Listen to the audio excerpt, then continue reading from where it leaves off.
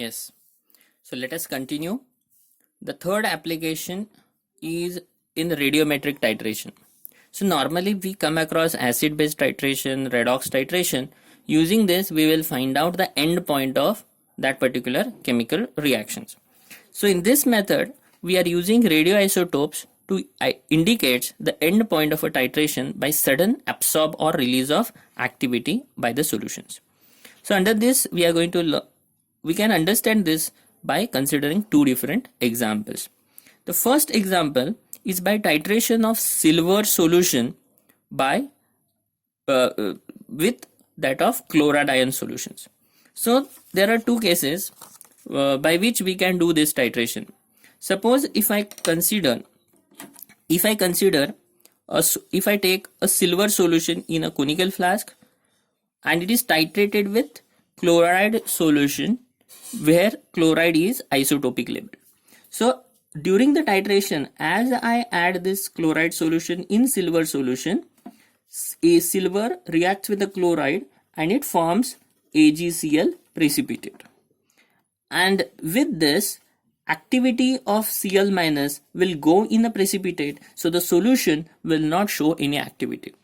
So this process occurs till it reaches endpoint. After endpoint, due to excess of Cl minus, this Cl minus will remain in a solution and its activity is noticed. So that means initially, if you want to show, if there is zero optical activity, after the endpoint, as the Cl minus comes in a solution, the activity shown by the solution is exponentially increasing. So when we add a labeled chloride ion solution in a silver, then the solution remains inactive till endpoint reached due to formation of AgCl precipitate. After endpoint, a solution will show sudden increase of activity. The second way of carrying out this solution is, here we have taken isotopic labeled chloride solution in a burette. Instead of that, we can take silver isotopic silver solution in a conical flask.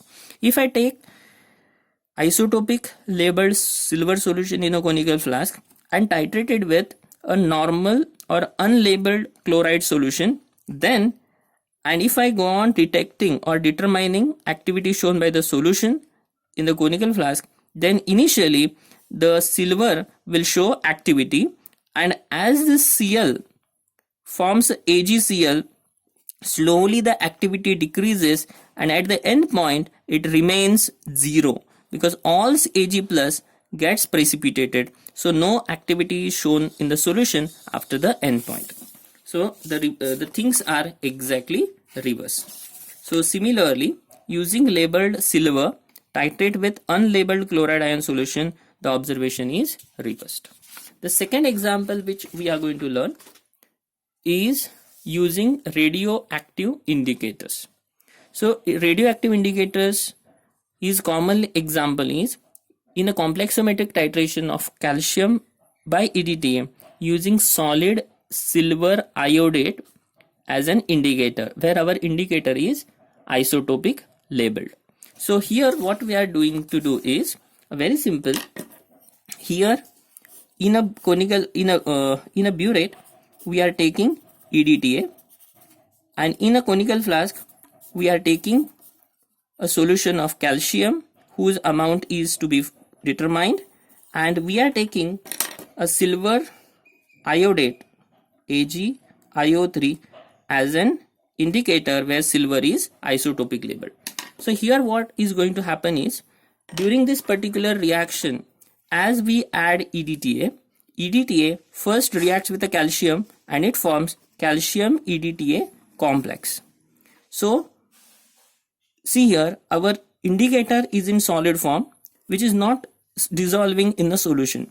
So initially the solution will be inactive, but once all calcium converts into calcium EDTA, then the excess EDTA reacts with the silver ion present in our indicator to form silver EDTA complex, which is soluble in water.